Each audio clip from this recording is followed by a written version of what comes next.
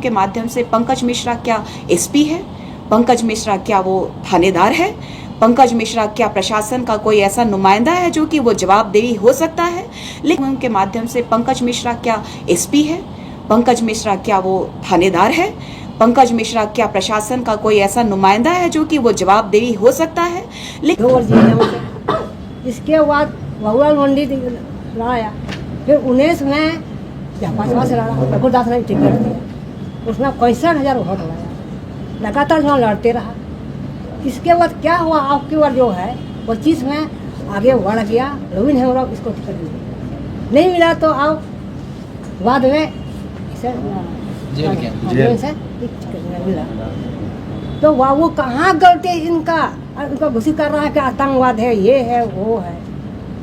ये जनता का समस्या है, जब से उठाया है तब से वहाँ का यह भी नहीं कुछ जीता जाता है, तो कुछ गुमराह करके रखते हैं, ये ठीक नहीं है वो नहीं ठीक है। तो बेटा ऐसा घटना घटी है 27 तारीख को वहाँ या एशियल में कुछ बम कांड हुआ। 27 तारीख को मेरा बेटा घर में था, छोटी बच्चे का बर्थडे था, तब बेटा उधर रहा वहीं। 28-29 तारीख से हमको बड़ा वो कॉल करते हैं, जैसे थाना का प्रसन्न कुमार सिंहपुर बड़ा वो का नाम है, वो हमको कॉल करते हैं, चाची कहाँ है आपका बेटा, भेंट करा। तो बड़ा वो सुनिए, जैसे 27 तारीख का बोला यहाँ दिया हुआ बर्थडे हुआ, 28 उसका बड़ी बेटी का तबीयत खराब हो गया, दोनों आदमी लेकर चलेगा बुड्ढा, अब नहीं आए हैं तो बात करा, मोबाइल छोड़ के गए हैं, हड़बड़ा के उन्हें निकल गए।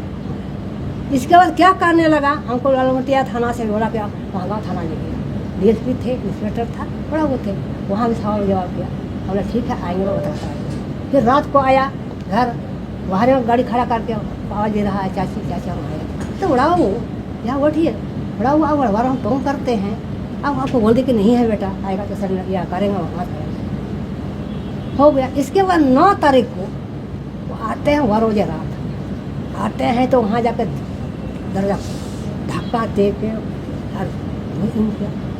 घुसा और वहाँ मेरा रूम तोड़ दिया, मेरा अलमारी में पैसे तोड़ दिया, अलमारी में पैसा था वो लूट लिया। जब वहाँ से निकला तो बोलता कि आप अनाम सारा गाली बोली हमारे लगा, वो कुछ खराब शब्द गाली, कैसा बेटा ये है वो था, बोले लायक नहीं है बेटा, हम यही बड़ा वो बोला, बड़ा वो आप मुँह संभाल के बोलिए, सबका इज्जत प्रतिष्ठा है, ऐसा समझिए कि हम अनाम सारा गाली पाएंगे।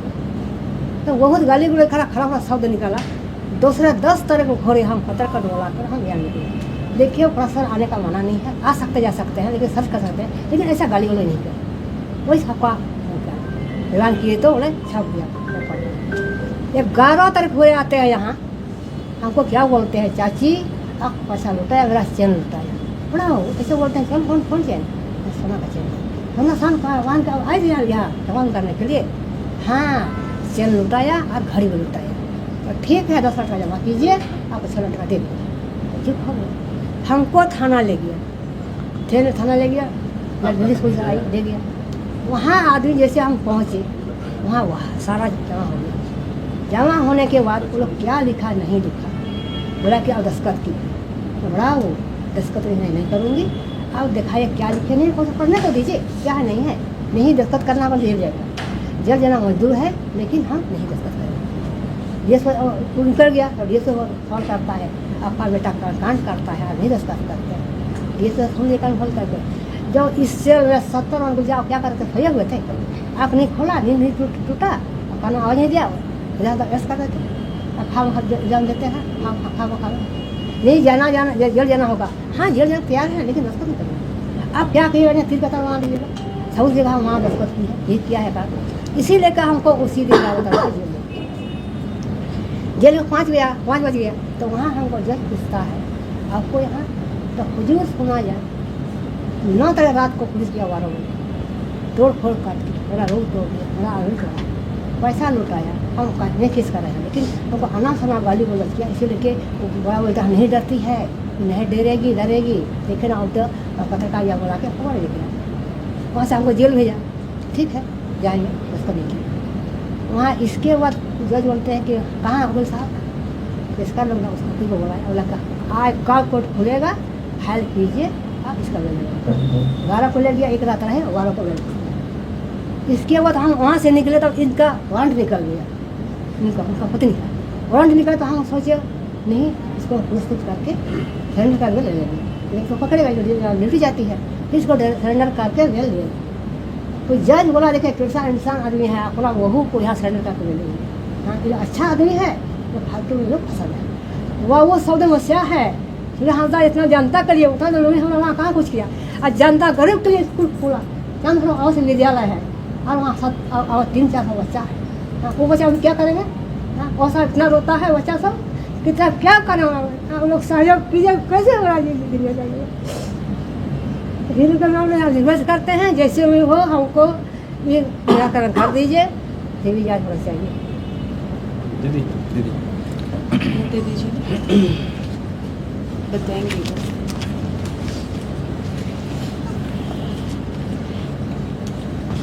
आप लोग यहाँ आए सभी आप सबसे जुड़ा।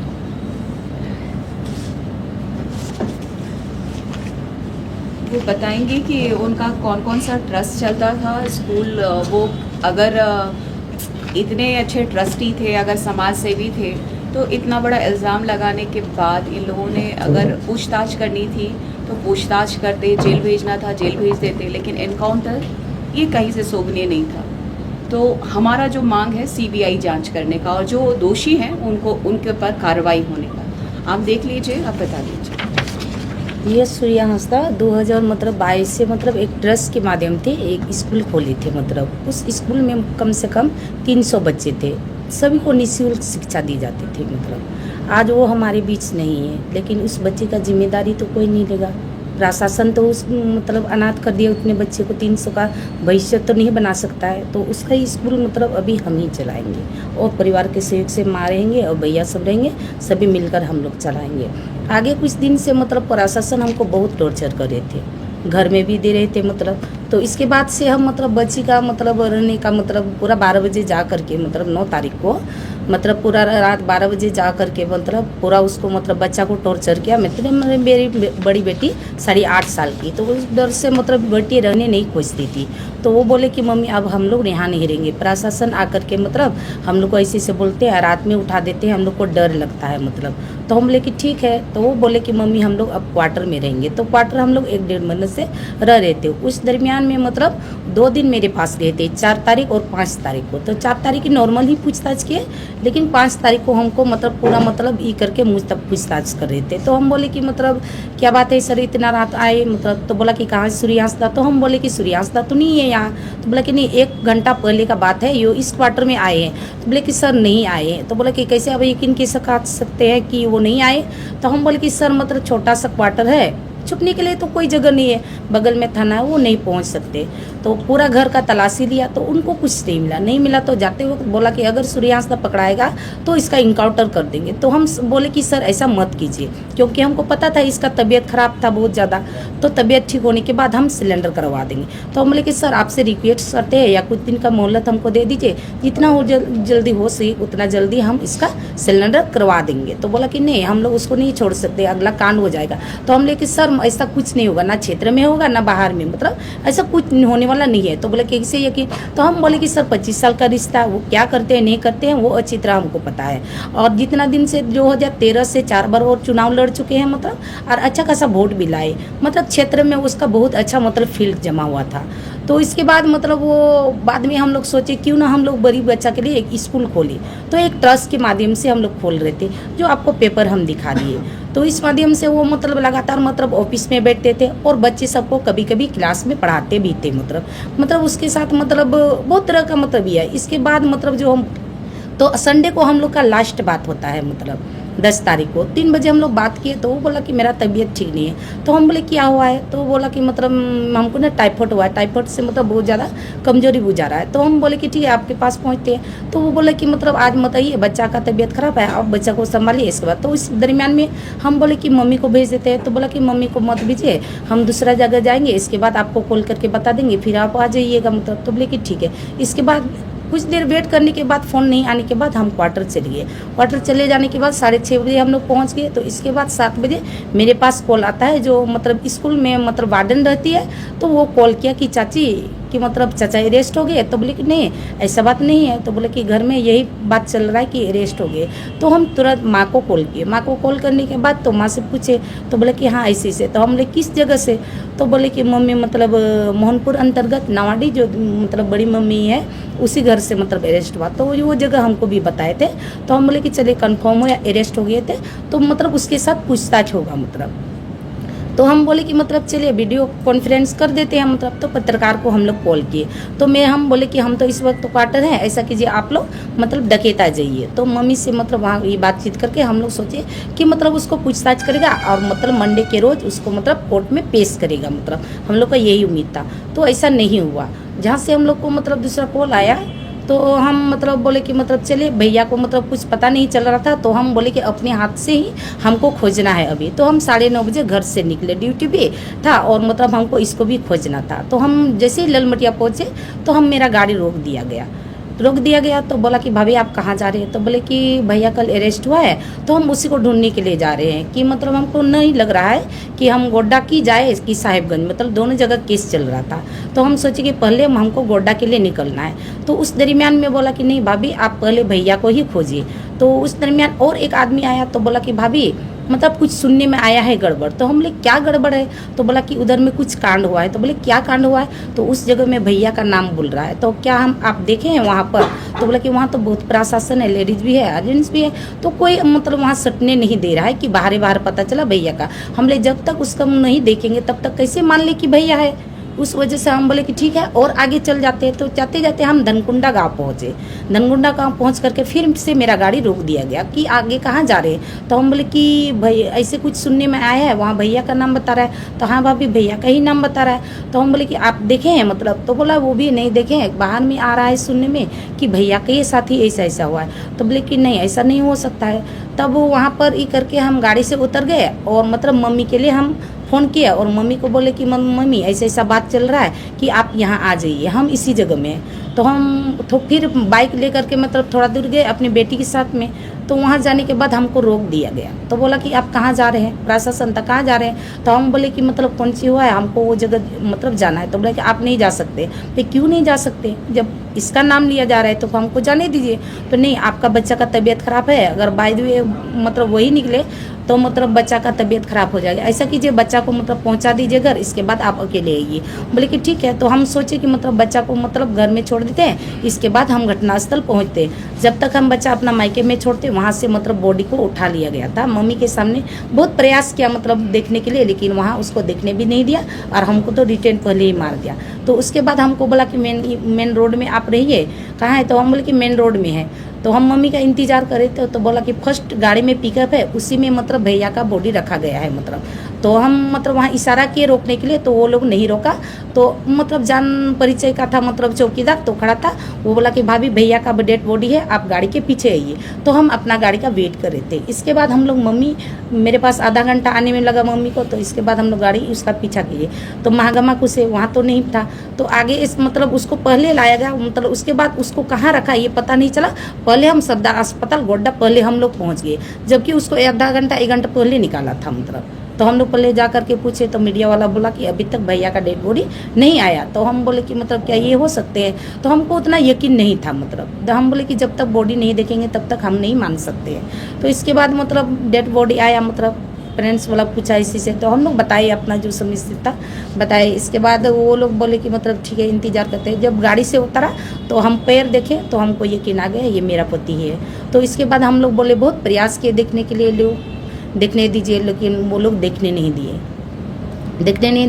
इसके बाद हम बोले कि मतलब कम से कम अभी तो देखने दीजिए मतलब। तो एक्सरा रूम में ले गए, वहाँ एक्सरा किया मतलब। इसके बाद फिर वहाँ से ही क्या मतलब मेरे पास से ही मतलब चल रहा था बॉडी, लेकिन हम दोनों को देखने नहीं दिया जाता था। इसके बाद पोस्टमार्टम शुरू हुआ। इसके बाद हम लोग के पास कागज आता है कि इस पर साइन कीजिए, मतलब डेड बॉडी पोस्टमार्टम शुरू किया जाए। तो हम बोले कि सर जब तक पूरा बॉडी हम नहीं देखेंगे कैसे हम लोग साइन करेंगे? उसके साथ क्या हुआ है नहीं हुआ है वो तो हम लोग को देखने दीजिए। तो वो नहीं देखने दिए। तो हम हम मतलब साइन के लिए इनकार किए। तो बाद में इसके बाद कुछ देर के बाद मेरी बड़ी बेटी का फ़ोन आता है। तो बड़ी बेटी बोले कि मम्मी वहाँ कौन है? तो हम बोले कि तुम्हारा पापा का ही बॉडी है। तो बोला कि बेटी की मतलब मम्मी पापा को जितना जल्दी हो सके मतलब लेके आइए। तो हम बोले कि ठीक है। तो इसके बाद ये हम आपको बताए कि बड़ी बेटी का कॉल आया रारानी का, तो ऐसे बोल रही है तो मतलब क्या करें? तो बोला कि मतलब हम लोग ले जाएंगे। तब मम्मी साइन किया। इसके बाद हम लोग को डेड बॉडी सौंप दिया। इसके बाद हम लोग मतलब प्रशासन के माध्यम से ही मतलब ले चले मतलब। तो वहाँ पर देखे, जब घर में देखे तो मतलब उसके पास मतलब बहुत जला हुआ निशान था, मतलब शॉर्ट सर्किट लगा दिया था जो आपको मतलब दिखा रहे हैं। और 1 जून से वो आर्थिक नाकेबंदी के लिए मतलब वो ये कर रहे थे मतलब। तो अगर मतलब जो जिस जगह से अरेस्ट हुआ था उस जगह में ऐसा कोई चीज़ नहीं था उनके पास, कोई शो नहीं किया है, कोई शो नहीं किया था। तो वो तो हाथ कड़ी लगा हुआ था, कोई किससे भाग सकता, तो मोहनपुर थाना में रख सकता था, पुड़ैयाहाट में रख सकता था, गोड्डा में रख सकता था, मागामाई में रख सकता था। तो इतनी रात को उसको ललमटिया का मतलब उधर ले जाने का क्या जरूरी था? रहा सवाल मतलब तो इतना हालत ख़राब था कि मतलब वो चल नहीं सकता था, फिर मतलब भागने भी नहीं सकता था। प्रशासन के साथ कैसे लड़ सकता है वो मतलब?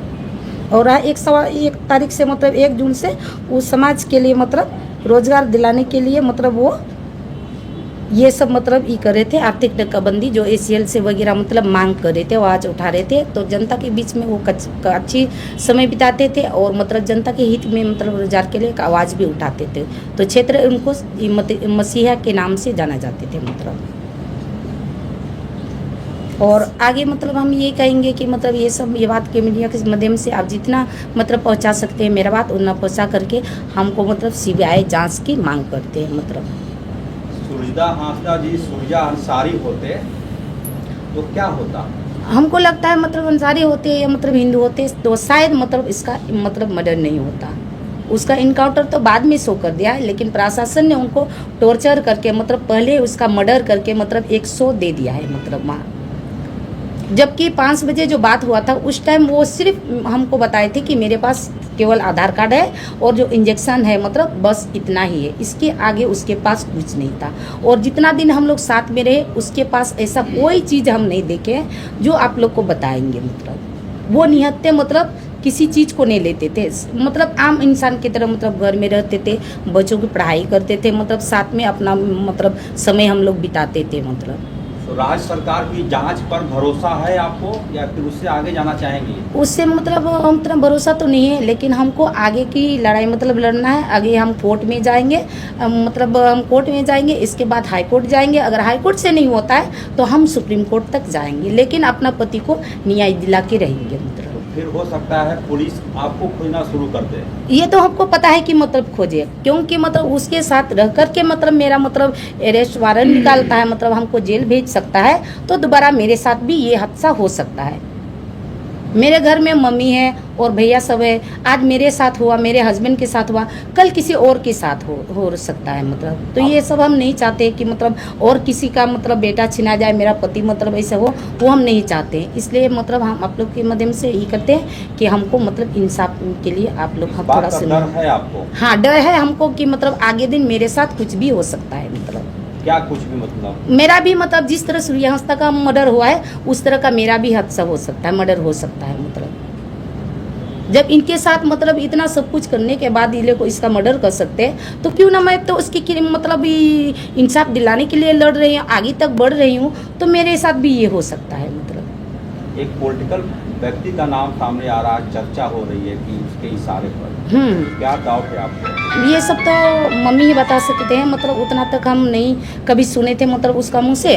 लेकिन मतलब जितना हम ये किए आप लोगों के सामने रख दिए मतलब। कभी मतलब जितना भी क्षेत्र से आदमी आते थे सब मतलब अच्छे थे, लेकिन उतना मिलते जुलते थे और मम्मी सबसे मिलते जुलते थे। मतलब हमको मतलब सिर्फ घर और बच्चा तक ही मतलब हम सीमित थे। ईशा जी आप बोलिए इस बात पर। क्योंकि आप सभी जानते हैं कि पूरा झारखंड राज्य जो है कभी रात में सुदूरवर्ती क्षेत्रों में अगर कोई घटना घटती है, हत्या होती है, तो पुलिस प्रशासन जाने से डरती है। इसका साक्षात उदाहरण आप लोगों ने देखा भी था कि टाइगर पहुंच गए लेकिन प्रशासन नहीं पहुंची। माननीय विधायक पहुंचे थे जहां पे हत्या हुई थी, लेकिन प्रशासन पहुंच नहीं पाई। बोल दिया गया था कि हम लोग सुबह पहुंचेंगे। तो जब प्रशासन को इतना डर होता है किसी सुदूरवर्ती क्षेत्र में, जंगल एरिया में जाने में, तो इतनी रात को अगर आप कुख्यात अपराधी कह रहे हैं अगर आप कह रहे हैं कि इससे गैंगस्टर कह रहे हैं, तो रात को ले जाने का क्या तुक बनता है? ये तो प्रश्न चिन्ह बनता है। वो जो प्रशासन अपनी तरफ से जो हवाला दे रहा है कि ये एनकाउंटर हुआ है भागने के दरमियान, लेकिन उनके ही मुख से ये दिख रहा है कि वो पूरी तरह से फर्जी है।